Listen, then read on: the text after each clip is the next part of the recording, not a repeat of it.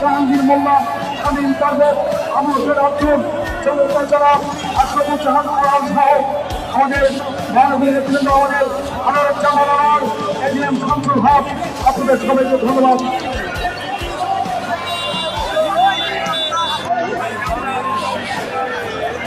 বর্তমান আজকে ঢাকা মহানগর উত্তর কেন্দ্রে আজকে ছিলেন আমাদের ইতিমধ্যে উপস্থিত হয়েছেন